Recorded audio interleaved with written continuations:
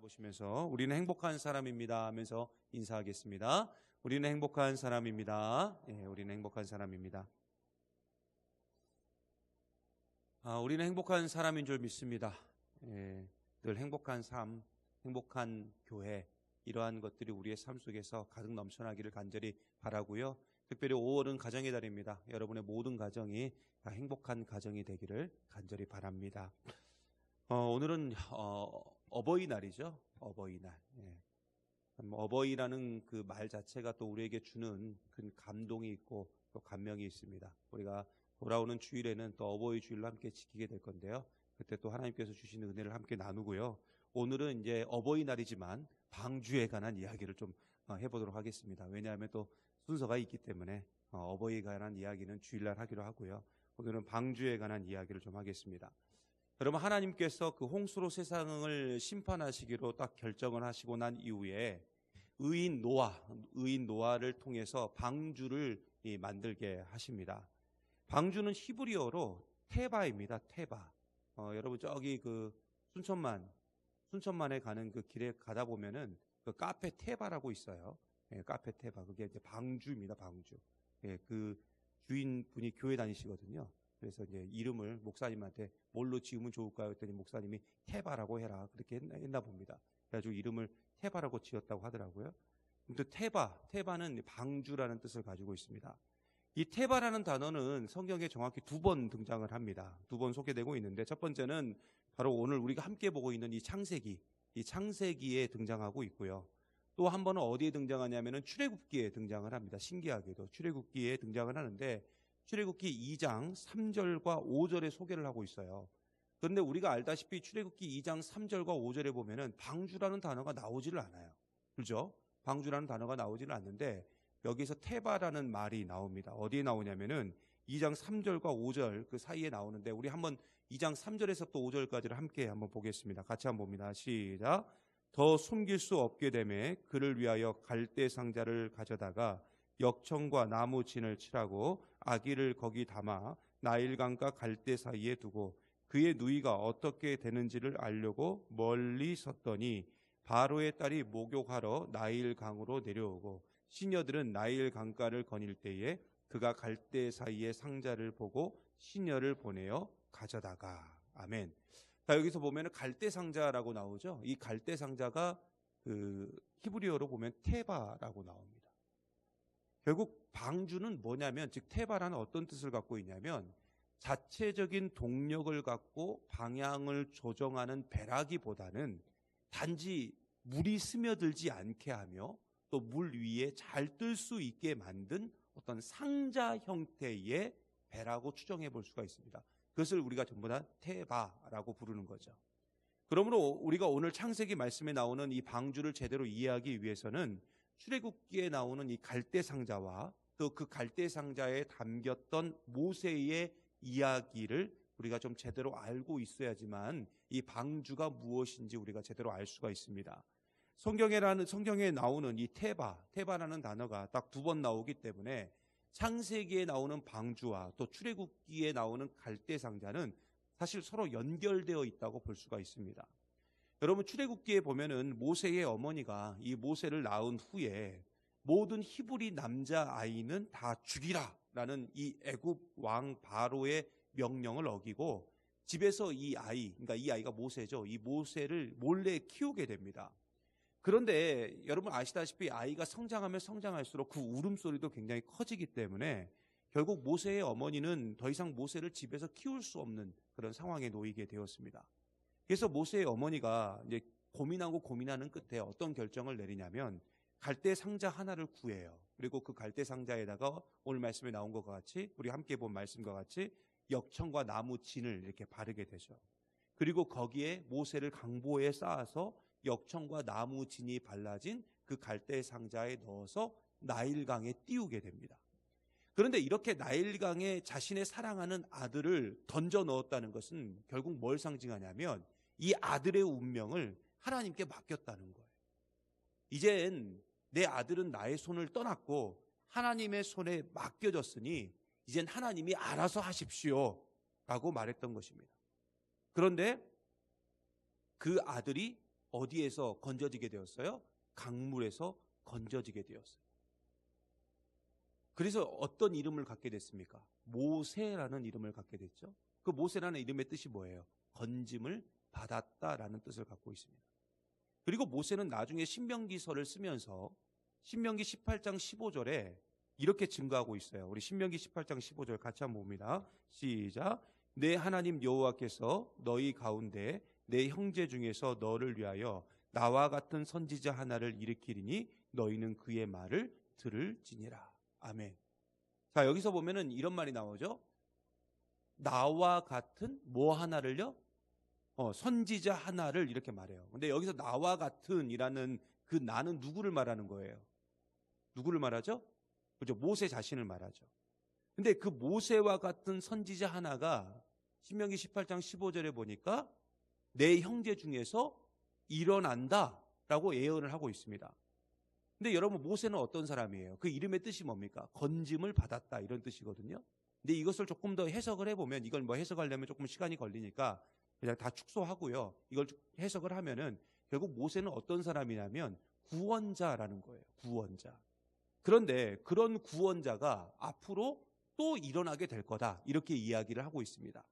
그렇다면 그 구원자가 누구냐 이거죠. 앞으로 일어나게 될 그 구원자, 우리 형제 중에서 일어나게 될 그 구원자가 누구냐면 바로 예수 그리스도입니다.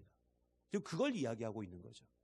그래서 요한복음 6장 14절에 보면 사도 요한이 이 신명기 말씀, 이 모세가 말하고 있는 신명기 18장 15절에 있는 말씀을 그대로 이어받아서 이렇게 증거하고 있어요. 우리 함께 봅니다. 시작.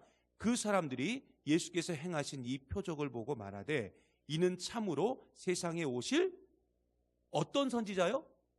그 선지자, 이렇게 얘기해요. 그러니까 그냥 선지자다 이렇게 말 안 하고 그 선지자라 이렇게 말했습니다. 그러면 그 선지자가 누구냐면 바로 모세가 신명기 18장 15절에서 말하고 있는 나와 같은 선지자를 말하는 거예요. 그래서 신명기 18장 15절의 말씀과 요한복음 6장 14절의 말씀은 서로 연결되어 있어요. 그래서 여러분 성경책에 보면은 이 말씀 옆에 조그만한 글씨로 신명기 18장 15절이라고 이렇게 적혀 있는 성경책들이 있을 겁니다. 그런 성경책은 다 좋은 성경책이에요. 근데 여러분 다 적혀 있죠? 그러니까 여러분이 가지고 있는 성경책은 다 좋은 성경책이에요.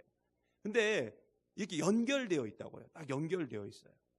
그러니까 나와 같은 선지자, 그 선지자 다 같은 말인데 그러면 그게 누구냐? 바로 구원자를 말하는 거죠. 그러니까 그 선지자라 했다는 것은 뭐냐면 예수님은 누구라는 거예요? 구원자다, 이 말 얘기하고 있는 겁니다. 결국 창세기와 출애굽기와 요한복음의 말씀을 다 종합해 보면은 결국 방주가 히브리어로 뭐라 그랬어요? 테바인데 그 테바는 결국 누구를 말하는 거냐면 예수님을 이야기하고 있는 것입니다. 그래서 사도 바울은 고린도전서 10장 1절과 2절에 이렇게 증거하고 있습니다.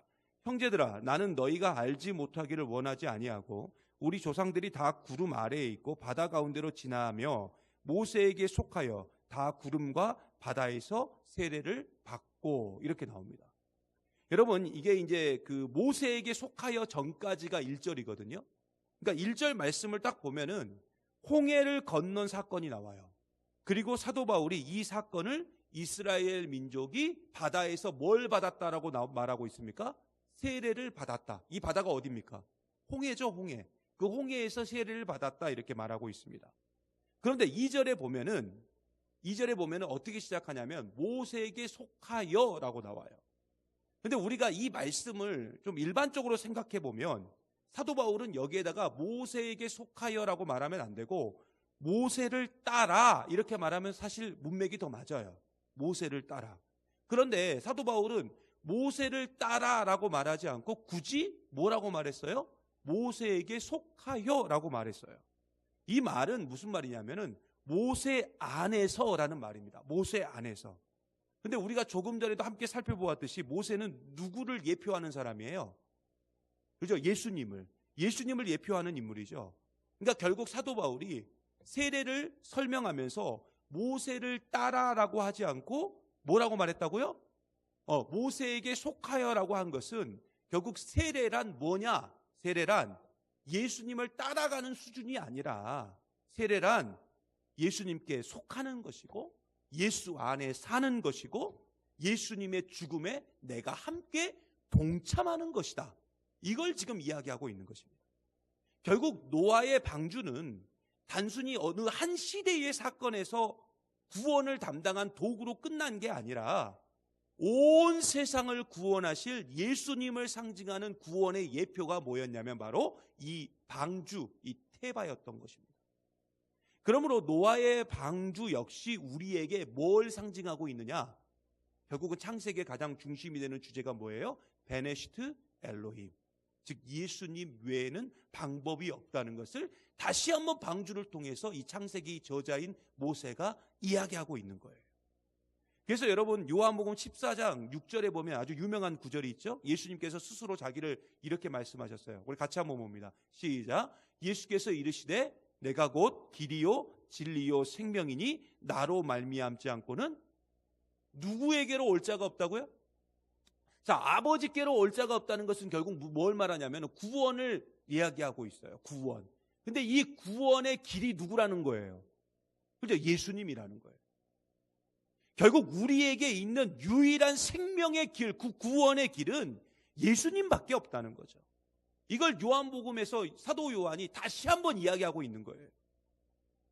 여러분 온 땅이 홍수로 덮어질 때 이 창세기 말씀에 보면 구원을 얻을 수 있는 유일한 길은 뭐밖에 없었어요? 그죠? 방주밖에 없었죠. 방주를 타야 구원을 받을 수 있었어요. 결국 예수님 안에, 그러니까 예수에게 속하여 있을 때, 그죠? 사도 바울의 표현대로 하면 예수에게 우리가 속하여 있을 때 우리는 구원을 얻을 수 있는 줄 믿습니다. 그래서 여러분 사도행전 4장 12절에 사도 베드로가 그래서 뭐라고 말했어요? 다른 이로서는 구원을 얻을 수 없다니 천하 사람 중에 구원을 받을 만한 다른 이름을 우리에게 주신 일이 없음이니라 이렇게 말했어요. 결국 방주는 누구를 상징하느냐? 예수님을 상징합니다. 그런데 예수님을 상징하는 방주가 거의 만들어질 즈음에 좀 이상한 사건이 발생을 해요. 그게 뭐냐면 오늘 말씀 2절에 보니까 이렇게 증가합니다. 우리 2절 말씀 한번 다 같이 한번 보겠습니다. 2절 말씀입니다. 시작. 너는 모든 정결한 짐승은 암수 7씩 부정한 것은 암수 2씩을 내게로 데려오며. 자, 예수님을 상징하는 노아의 방주에는 정결한 짐승만 탔던 것이 아니라 뭐도 탔어요? 부정한 짐승도 함께 들어갔어요. 그렇다면 왜 부정한 짐승이 예수님을 상징하는 이 방주에 들어갈 수 있었을까요? 여러분 창세기 6장 18절에 보면 이렇게 증거하고 있습니다.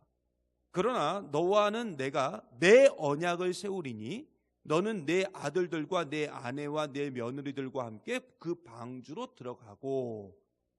여러분 여기서 보면요, 하나님이 노아와 언약을 맺어요. 언약을 맺는데 이렇게 말하죠. 너와는 내가 무슨 언약을 세운다 그래요? 무슨 언약? 내 언약 이렇게 말해요. 그냥 언약이 아니고 내 언약이라고 말하고 있다. 여러분 그냥 언약이면 언약이지. 그렇잖아요. 내가 이제는 너와 언약을 세우고 이렇게 해도 말이 맞잖아요. 그런데 하나님이 그런 말씀을 사용하지 않으시고 굳이 뭐라고 말씀하셨다고요? 내 언약 이렇게 말씀하셨다. 내 언약. 그러면 언약이면 언약이지 왜 하나님이 내 언약이란 말을 사용했냐 이거죠. 여러분 우리가 잘 알고 있다시피 이 언약이라는 건 다른 말로 하면 계약 아닙니까? 계약. 근데 이 계약이라는 게 뭐냐면 쌍방의 개념을 갖고 있잖아요. 그래서 우리가 여러분 뭐 계약서 많이 써보셨지 않습니까? 집을 한 채 우리가 사더라도 아니면 뭐 집에서 전세를 하고 월세를 살더라도 우리가 계약서를 다 쓰게 되는데 여러분 이 계약서를 보면 우리가 알 수 있다시피 여기 보면 자주 등장하는 단어가 있죠. 갑, 을 뭐 이런 거 등장하지 않습니까? 그래서 갑은 을을 위해서 뭐뭐를 해줘야 되고 을은 갑을 위해서 뭐뭐를 해줘야 된다 이렇게 나옵니다. 결국 계약이라는 건 뭐냐면은 계약을 맺는 양자가 동등하게 그 내용을 지키게 되어 있어요. 그게 계약이고 그게 언약이죠. 그런데 왜 하나님은 일방적인 계약을 상징하는 왜 내 언약이란 말을 사용했냐 이거죠. 바로 하나님과의 언약을 맺고 있는 노아가 하나님을 위해서 해야 하는 계약의 조건들을 실행할 수 없기 때문에 하나님이 그냥 일방적으로 내 언약 이렇게 말한 거예요. 하나님은 노아를 위해서 또 우리를 위해서 모든 계약의 조건들을 다 이루실 수 있는 분입니다. 그렇잖아요. 하나님은 그런 능력을 갖고 있어요. 그런데 연약한 인간인 우리는 어때요? 그 언약을 지킬 수 있습니까? 없습니까? 지킬 수가 없어요. 지킬 수가 없다고요. 그래서 하나님은 노아와 그의 가족들을 구원해야 되는데 구원을 하기 위해서는 그 노아와 노아의 가족들이 하나님과의 언약을 다 지켜야 되는데 그럴 수 없는 걸 보시고 그런 지킬 수 없는 존재라는 것을 알고 계셨기 때문에 언약이라는 말을 사용하지 않고 그냥 내 언약, 그러니까 일방적인 용어를 쓰신 거예요. 내 언약. 결국 여러분 방주에 부정한 짐승이 탔다는 것은 뭐냐면 그 부정한 짐승 자체가 하나님과의 언약을 지킬 수 없는 누구를 상징하냐면 노아를 상징하고 노아의 가족들을 상징합니다. 그러므로 부정한 짐승 자체는 결국엔 누구를 상징하느냐? 나를 상징해요. 그게 나라고요. 나. 하나님과의 언약을 제대로 지킬 수 없는 나. 그래서 우리는 항상 내가 누구인지를 잊지 말아야 돼요. 나는 정결한 짐승이 아니에요. 나는 부정한 짐승이라고. 근데 우리는 너무 내가 정결한 짐승인 걸로 알고 있어요. 그렇게 착각하면서 살고 있다고요. 여러분, 우리는 원래 어떤 존재냐면 구원을 받을 수 없는 존재였습니다. 도저히 가망이 없는 존재였어요.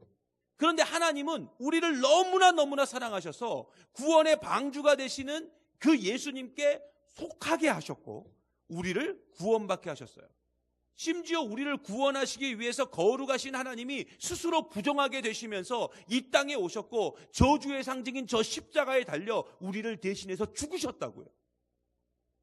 여러분, 많은 사람들이 교회를 비판하면서 이렇게 말하죠. 교회를 다니는 사람들이 더해. 뭐 이런 말 하잖아요. 교회를 다니는 사람들이 더 부정하고 더 더럽고 더 사기꾼 같고 더 나쁜 놈들이라고 이렇게 이야기할 때가 많아요. 그리고 교회 안에서도 교인들 스스로가 정결한 사람과 부정한 사람을 나누고 이 부정한 사람들을 교회에서 인정하지 않으려고 할 때가 너무나도 많습니다. 하지만 제가 지난주에도 말씀드렸듯이 교회는 뭘 상징하느냐? 구원의 방주를 상징해요. 그러므로 오늘 말씀에도 보았듯이 방주에는 정결한 것만 있었던 것이 아니라 부정한 것도 함께 했고 심지어 그 방주의 주인이라고 할 수 있는 노아조차도 어떤 사람이었어요? 부정한 사람이었다고요. 결국 교회는 정결한 자도 있지만 부정한 자도 존재할 수 있다는 겁니다. 우리가 이걸 인정하고 가야 돼요. 이게 바로 방주의 역할이에요. 그래서 교회는 때로는 부정하게 보일 수도 있고 나쁘게도 보일 수도 있어요. 왜? 그 부정한 자들이 있기 때문에. 그런데 이런 모습을 계속 보여서는 안 되겠죠. 부정한 것조차도 결국에는 어떻게 돼야 돼요? 정결하게 돼야죠. 고침과 회복이 일어나야 되는데 그 고침과 회복은 어떻게 일어나게 되느냐? 바로 정결한 자의 희생을 통해서. 정결한 자의 희생을 통해서 부정한 자가 정결하게 될 수 있다는 것입니다. 그게 창세기 8장에 나와요. 여러분 창세기 8장 20절 한번 보겠습니다. 8장 20절 같이 한번 보겠습니다. 시작. 노아가 여호와께 제단을 쌓고 모든 정결한 짐승과 모든 정결한 새 중에서 제물을 취하여 번제로 제단에 드렸더니. 아멘. 자, 홍수 심판이 끝났습니다. 이 8장은 홍수 심판이 끝난 이야기예요. 홍수 심판이 끝나고 노아가 하나님께 감사의 제사를 드리는데 그때 희생을 당했던 짐승이 부정한 거였습니까? 정결한 거였습니까? 정결한 거였어요. 우리가 생각하기에 그잖아요. 우리가 생각하기에 부정한 게 희생을 당해야 되는데 정결한 게 희생을 당했어요. 결국 그 정결한 짐승의 죽음으로 인해서 불결한 짐승과 노아와 노아의 가족들이 전부 정결하게 되었습니다. 이것은 마치 거룩하신 예수님께서, 정결하신 예수님께서 부정한 인간의 몸으로 이 땅에 오셨고 부정한 자들과 함께 하심으로 그들을 고치셨고 가장 부정한 저 십자가에 달려 우리를 대신해서 죽으신 것과 똑같은 사건이에요. 지금 그걸 예표하고 있는 겁니다. 결국 정결한 자가 부정한 자를 위해서 희생할 때 부정한 자는 정결하게 될 수 있습니다. 물론 율법에 의하면 정결한 자가 부정한 것에 손을 대면 같이 부정한 자가 된다고 말하고 있습니다.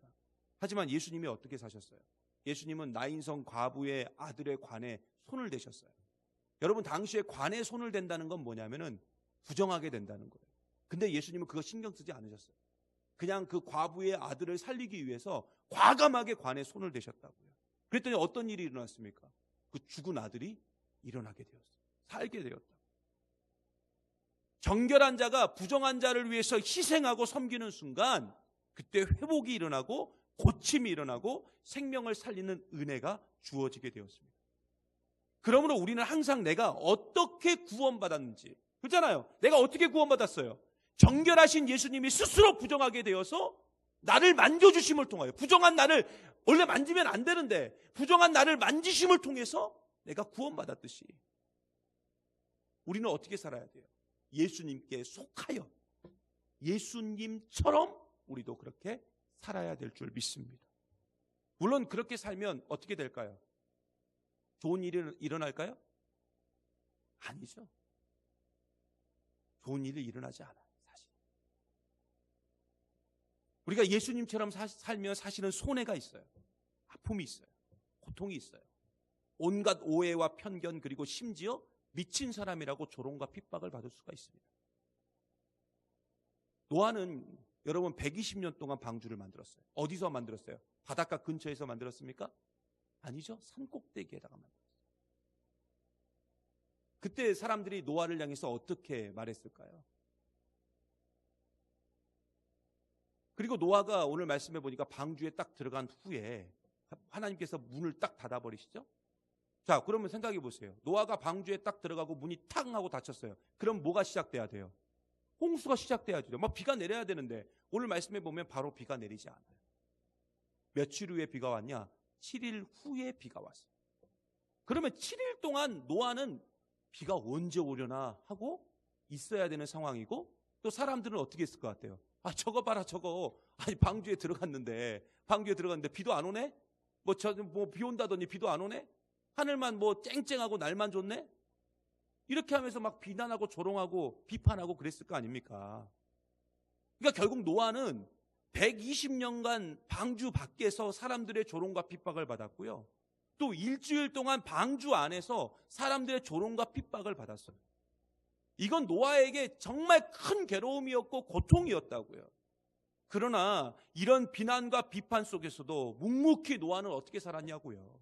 하나님 뜻대로 방주 만들고 방주 안에서 나오지 않았어요. 버티고 있었다고. 그냥 하나님이 하라는 대로 그렇게 살았어요. 갖은 손가락질을 받고 미친 사람이라는 소리를 들었지만 그는 끝까지 자신의 사명을 감당했던 것을 오늘 말씀에서 우리가 볼 수 있습니다. 그런데 사실 예수님을 제대로 믿는 사람은 이런 손가락질, 이런 비난을 받아야지만 합니다. 왜 그래요? 예수님이 그렇게 사셨으니까. 믿음의 가장 선배가 된, 좋은 모델이 되는 사도 바울도 그렇게 살았으니까요. 여러분, 예수님과 사도 바울의 공통된 특징이 있어요. 그게 뭐냐? 다들 미친 사람이라고 취급을 받았습니다. 오죽하면 예수님은 어머니 마리아와 형제들이 잡으러 왔잖아요. 잡으러 와. 예수님이 미쳤다고 소문이 나니까 가족들이 잡으러 왔어요. 사도 바울은 법정에서 미쳤다! 저 사람은 미쳤구나라고, 정신병자라고, 심지어 전염병자라고 취급을 받았어요. 그렇게 판결을 받았다고. 그러므로 이런 평가와 조롱과 핍박과 비단과 비판은 그리스도인에게 피할 수 없는 숙명과 같은 그런 일들입니다. 그래서 우리는 때로는 내가 예수님을 믿는 일로 인해서, 예수님처럼 사는 일로 인해서, 내가 말씀 따라 사는 일로 인해서 내가 비난받고 조롱받고 핍박받고 손가락질 받는다면 여러분, 그건 당연한 거예요. 그거 가지고 너무 슬퍼하지 마세요. 하나님께서 내게 주신 소명대로 살았기 때문에 그런 걸 받는 거예요. 그래서 우리는 항상 그냥 그런 거 신경 쓰지 마시고 내게 주신 소명대로 살면 될 줄 믿습니다. 물론 그렇게 살 때 사람들은 우리의 모습을 보면서 이해할 수 없을 수 있어요. 그런데 사람들이 이해할 수 없는 게 뭐냐면 그게 바로 복음적인 삶이죠. 저 사람은 왜 저렇게 멍청하게 살까? 여러분, 그 소리를 들어야 우리가 제대로 사는 거예요. 오늘도 그 소리를 들으셨습니까? 저 사람은 왜 저렇게 멍청하게 살까? 근데 그게 정상이라고요. 그러므로 기독교는 이해할 수 없는 것이고 세상의 이치와 가치로는 판단될 수 없는 것입니다. 하지만 그렇게 사는 게 제대로 사는 것이고 하나님이 원하시는 대로 사는 삶의 모습이라는 것입니다. 예수님이 우리를 위해서 그런 수모를 당하셨기 때문에 지금 우리가 이렇게 구원을 받고 이 자리 가운데 있는 것입니다. 결국 예수님을 통하여 이런 은혜를 받은 자는 이제는 어떻게 살아야 됩니까? 그 은혜를 갚아야 되겠죠. 노아가 수많은 사람들 중에서 선택을 받아 방주를 만들었던 것처럼 우리 역시 내가 받은 그 은혜를 좀 기억하면서 한 생명이라도 구원할 그 방주를 우리가 만들어 가야 될 줄 믿습니다.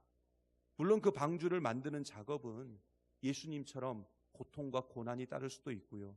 조롱이 따를 수도 있고요. 비판이 있을 수 있고요. 비난이 우리 가운데 있을 수도 있고요. 우리가 손가락질을 당할 수도 있습니다. 하지만 이것이 바로 생명을 살리는 길이고 우리가 받은 은혜를 갚는 길이라는 것을 좀 기억하면서 주님 다시 오시는 그날까지 은혜 받은 자로서 복음으로만 사는, 그래서 부정한 자를 정결하게 만들어가는 저와 여러분 되시기를 간절히 소망합니다.